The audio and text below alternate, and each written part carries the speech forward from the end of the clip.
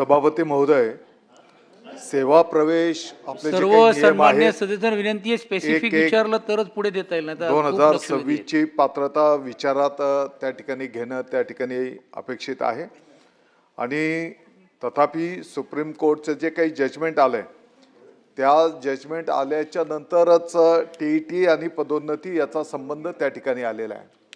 यापूर्वीच्या काळामध्ये जोपर्यंत माननीय सर्वोच्च न्यायालयाचा न्यायनिवाडा झालेला नव्हता तोपर्यंत टीईटीचा विषय त्या ठिकाणी अभिप्रेत नव्हता.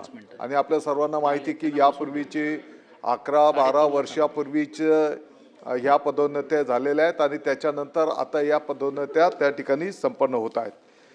दुसरं सीटीईटीच्या बाबतमध्ये प्रकरण न्यायप्रविष्ट झाल्याच्या नंतर त्याबाबत शासनाचं अवगत करण्यात आलंय आणि 20/2/2026च्या पत्रानुसार घेतलेली भूमिका न्यायप्रविष्ट यापूर्वीच जी काही भूमिका आपण न्यायालयात घेतलेली होती आणि म्हणून त्या भूमिकेला आपल्याला त्या ठिकाणी स्टिकअप राहावं लागलंय. सभापती महोदय, आत्ताच्या घडीला सीटीईटी उत्तीर्ण झालेल्या उमेदवारांच्या पैकी काहींनी माननीय सर्वोच्च न्यायालयात आणि काहींनी माननीय उच्च न्यायालयामध्ये याचिका त्या ठिकाणी दाखल केलेल्या आहेत आणि म्हणून आत्ताच्या घडीला हे सर्व प्रकरण न्यायप्रविष्ट आहे. माननीय न्यायालय जो काही न्याय निवाडा करेल त्याप्रमाणे विभाग त्याची अंमलबजावणी करेल. अभ्यंकरजी